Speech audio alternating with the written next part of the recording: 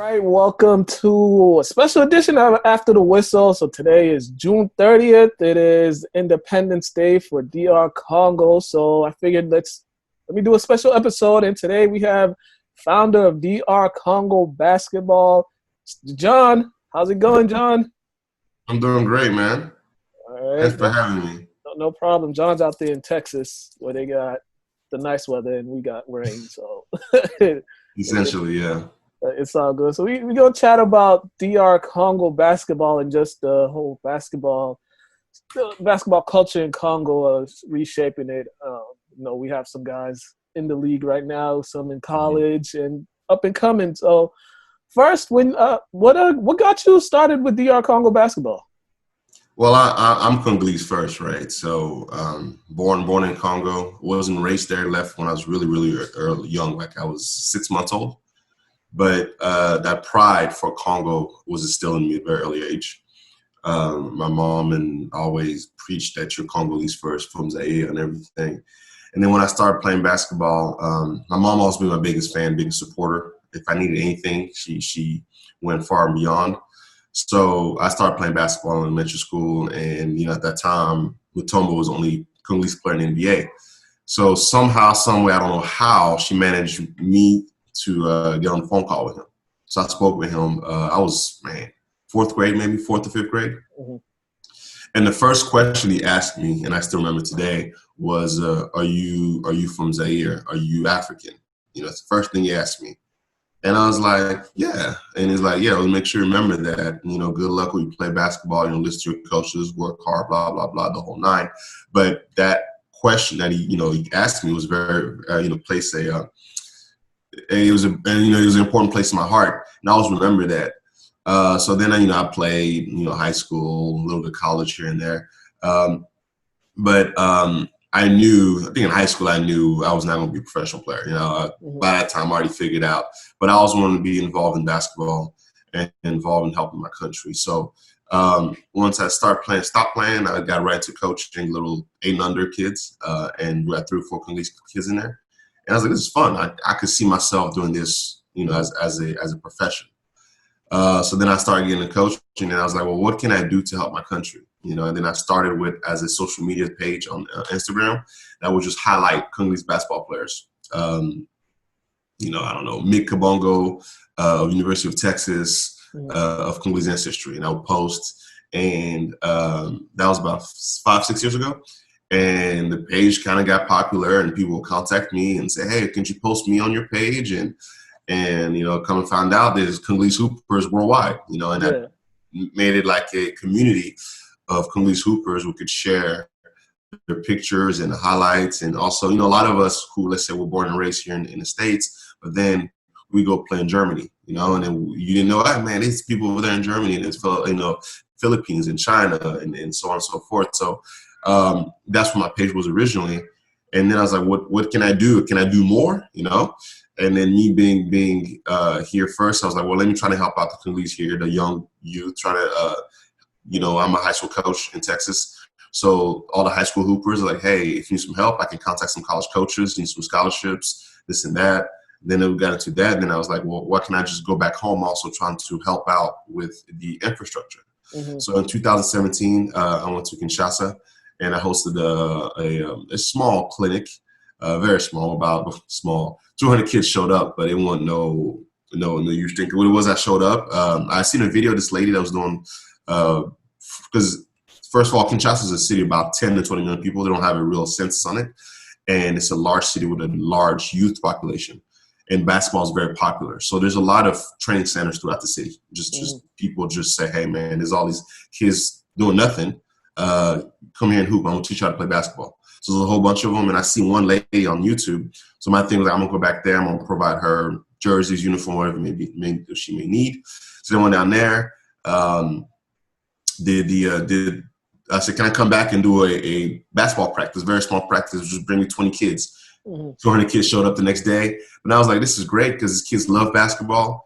The fundamentals is there. The work ethic is there. Now, what can we do to help them out? So then I went back, and for 2 years later, I came back and did a bigger camp in Kinshasa where we had the top 50 best kids from the Kinshasa region. And out of those top 50 kids, we were able to get 6 of those kids to get scholarships in the United States, high school scholarships. And then now that's what we're doing. Now we're just working on improving the condition of Congolese basketball.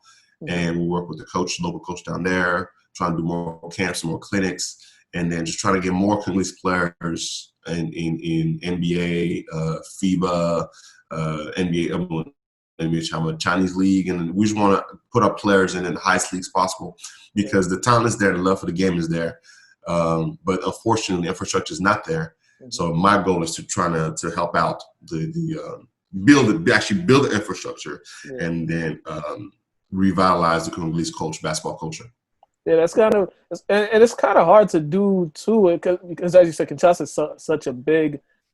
It has a big population, and then sometimes the support isn't there all the time. The support that's needed, and sometimes the locals will look at somebody coming from the States. They might not be as welcoming to them as they should be, just because they think they're an outsider. Even though you are one of them, they still think you're an outsider. So how was that? Just trying to get yourself in tune with the locals and just making sure you talk to the right people, so you don't have to deal with some of the nonsense that you hear about people that go there to try to do business there. Deal with one thing is I did talk to the right people. I was able to speak with people from the Basketball Federation and also the Kinshasa Basketball League. And as well as one thing I noticed that one problem between the two, the Congolese back home and then the Congolese diaspora, is a lack of trust on both sides, right? When we go down there, they say, be careful, when you get to the airport, they may jack your stuff, and then vice versa. The American Congolese, when they come back home, they have this aura of security over them. So one thing is I work with the locals and I talk to them and say, what do we need? What can I do? What can I provide? Even when we had our clinic, I ran the clinic and I ran the drills and everything, but I spoke with the coaches and because I respect their placement and I respect their professional, right? So we spoke a lot, and my thing is, as long as you talk with them, is a dialogue between the two parties, I think they're very welcoming. Yeah, I experienced a few like, oh, he's a foreigner, what is he trying to show us? But I would say 90% of people I met down there accepted me with open arms. And then the basketball community in Congo is very united. If we contact people, say, hey, I'm trying to do something for basketball, they'll do it. Like the cameraman who filmed our camp, they did a video for us, did it for free. Worked for United Nation. And he told me, hey, if you need anything to do with basketball, I got you. We were able to have it at the Stade de Martyrs, which is probably the biggest basketball court, the best basketball court in the country, and the biggest one that hosts a lot of games. And we got it for free. And they have to pay nothing. And just because I spoke with them and explained them my goals, and they understood that my goals are aligned with their goals, right? Because everything's about development of Congolese basketball. So what I told them is if the next Giannis Antetokounmpo comes out of our camp, we all benefit. And I'm not speaking that financially. I'm referring to as that player will represent the country wherever he goes, the Olympics, at the NBA, and so on and so forth. I remember seeing when Tony Parker, Manu Ginobili won the NBA championship, they had the flags around them. You know what I mean? And I love to see that. And Ibaka, our half brother, won, and he reps both because it's parents for both. But he is born in Brazzaville. I want to see one of us win, and hey, win. Why can't we not win NBA MVP? Why can't we win a Finals MVP? And I think the talent is there. And the people there, they know the talent's there, so they're willing to work with us in the diaspora as long as I think our goals are aligned. And for you to go back, you said you left when you were 6 months. How many times in that span did you go back? Was you when you started doing this camp? Was that the first time you went back in years, or have you gone back? Yeah, it was. Yeah, it was. So I went back. So I was born there. I left for 6 months. I came back when I was like 5. And I came back another time I was like 12. You know what I mean? So it was like essentially when last time I went to Congo, it was that year.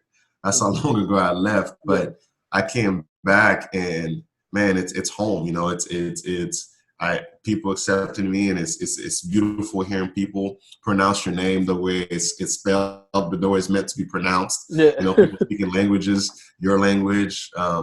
You know, it's even my Lingala is not perfect, but just being in the street, being speaking Lingala, or even during the camp, you know, it was great. You know, I've my whole life I've been playing and coaching English. I speak French, but you know, I still having to coach in French, having to hear players. You know, we communicate, right? We call foul, screen left, screen right. Hearing them doing the same thing, but Lingala in French was beautiful. And then even being with I was invited to attend the national team practices in 2017, and just hearing the coaches going to play. It's basketball, you know. It's hooping. It's the same everywhere, but in different languages and with people who look like you know, have similar stories as you. Eat, you know, during lunch break, go out, eat fufu, you know what I mean? And Kwanga, like these things that you never experienced in America. So it was great. I don't know how to explain. It's kind of like a orphan seeing his parents for the first time. It felt something like that, you know. It was great. Yeah. You talk about speaking with Mutombo for the first time, because he was the first to make it to the league, and he kind of set the foundation.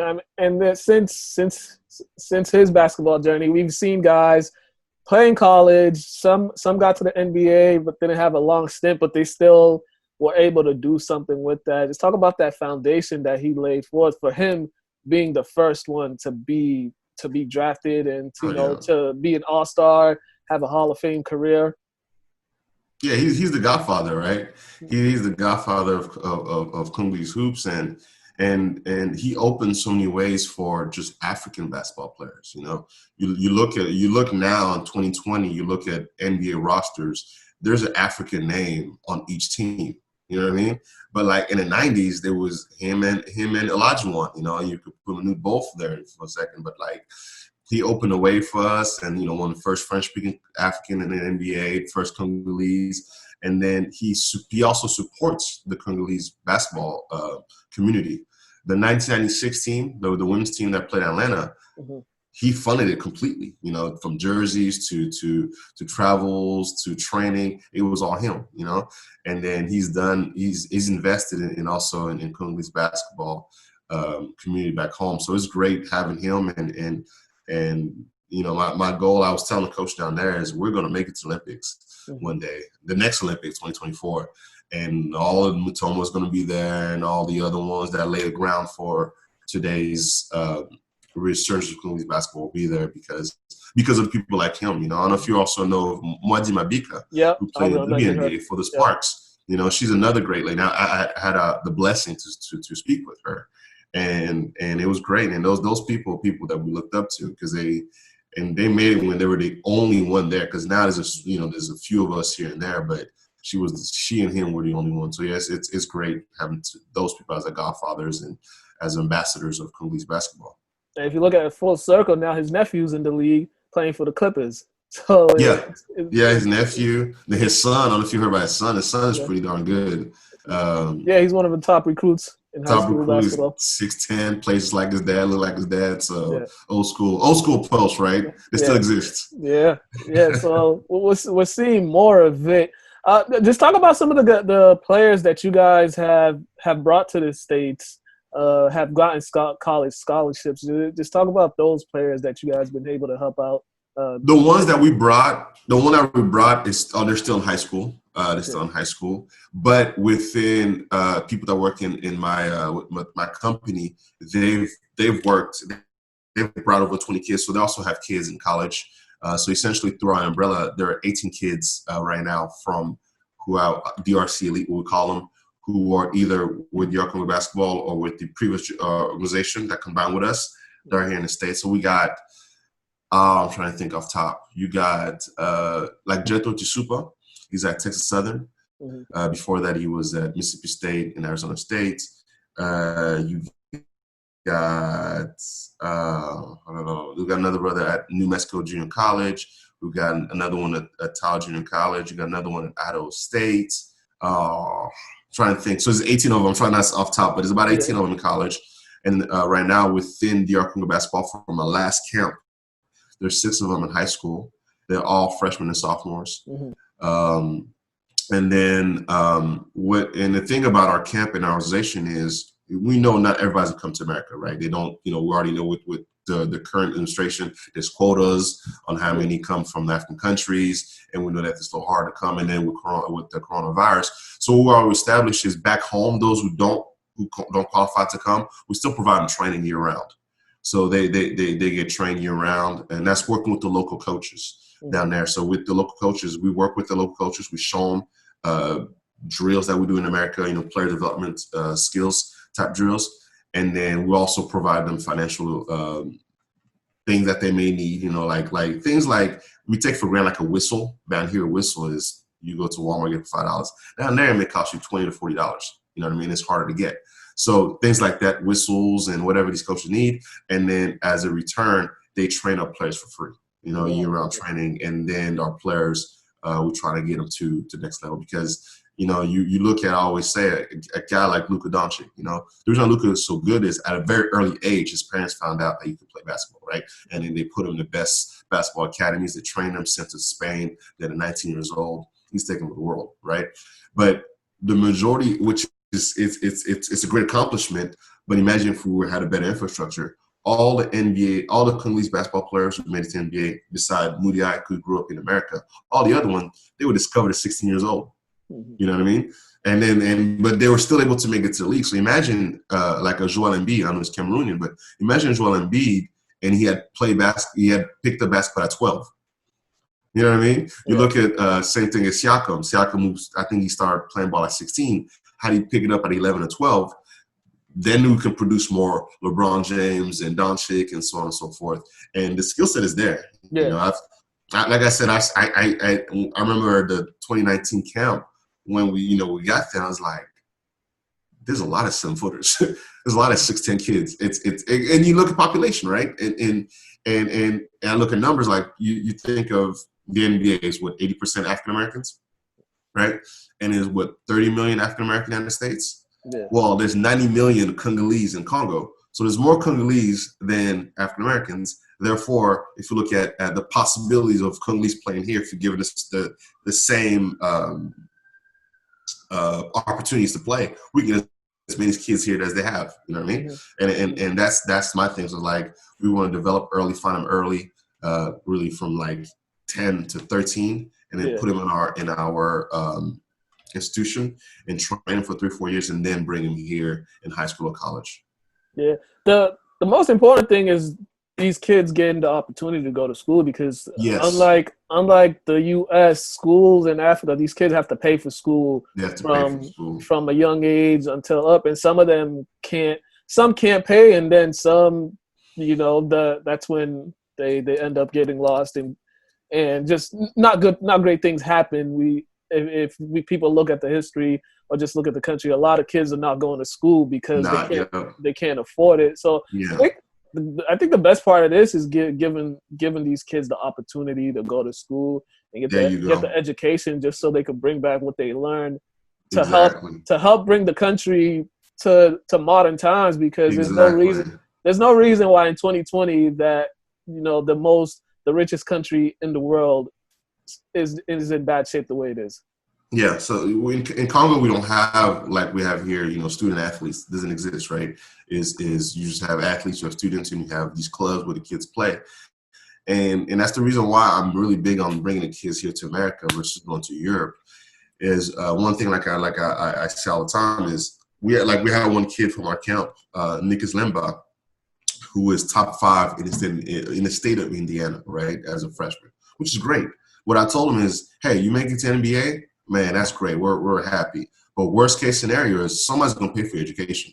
You know what I mean? And with education, you can stay here, build a family, take care of your immediate family, or you can go back home and be whatever you want to be. But you helped out basketball to help you out. And the more people who can help out, that can happen. Versus the route to playing in Europe is they're not student athletes, they're professional players, and then they had the opportunity to go to school, but there's not like no pass, no play, and then then there's no SATs and diplomas come with the basketball. So that's why I'm really big on that. On basketball can provide an opportunity for free education for you guys. A lot of us, that's what, was good for us. I remember me in high school, I didn't care much. Middle school and high school, I didn't care much about school, but I knew that if I didn't pass, I couldn't play on Friday.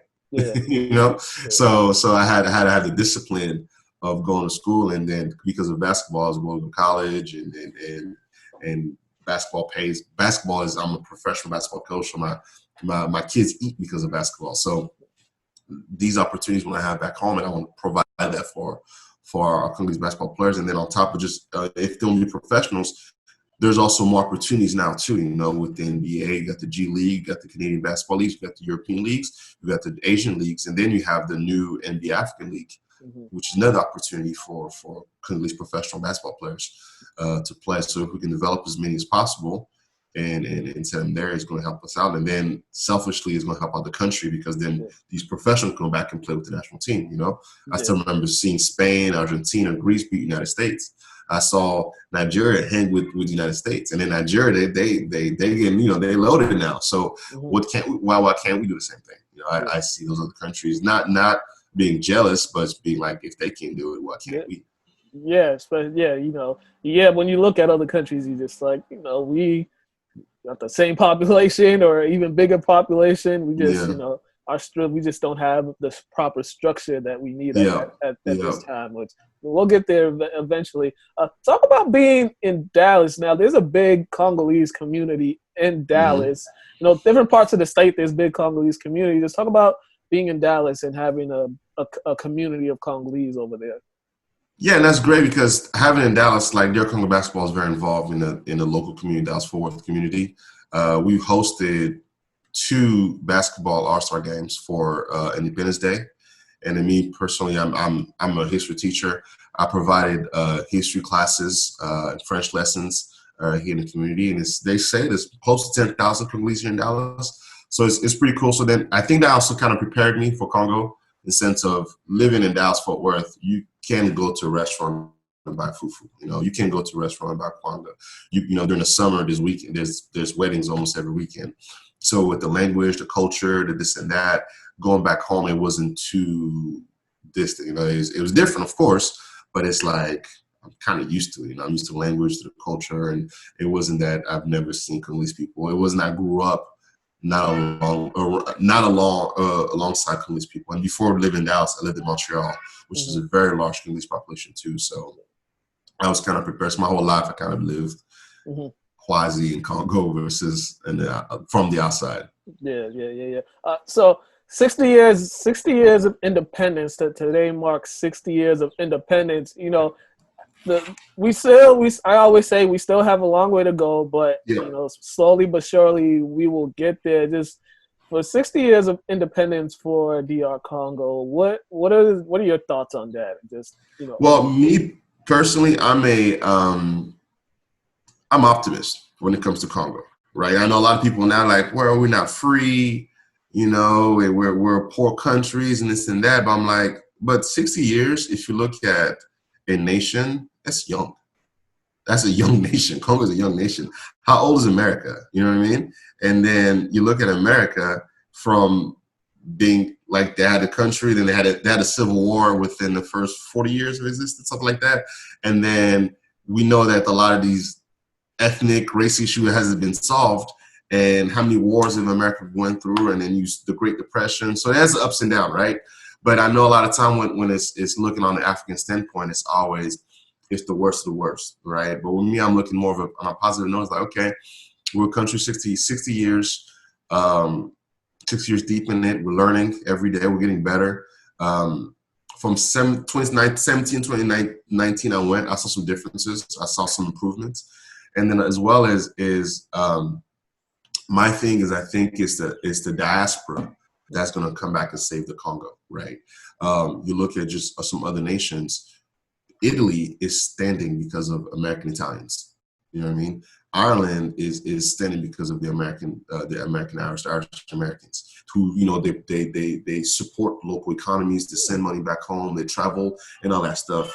You look at, I have a lot of Nigerian friends, and growing up, they'll go back to Nigeria on Christmas break or, on summer break, and then their parents own homes over there, and they spend and it stimulates the economy. And it goes back to what I was saying earlier, is I feel like we have this detachment from Congolese. I've met so many Congolese who left Congo in the 80s and never went back. You know, I've met so almost like the Cubans, right? When we leave, we never go back. But it's like, but those of us who've been here for so long, especially the children, I think we're gonna save. I think that Congo in 60 years from now going to be different from Congo today. It's going to be well developed. It's going to be we're going to be great. I feel like it's kind of like the think of biblically when the children of Israel left Egypt, right? None of those who were born in Egypt made it to the promised land, but it was their children, right? They were in a circle for 40 years, and the children got to see the promised land. Where our parents, right, made the big sacrifice to leave the continent in the 80s and 90s and some of us 70s.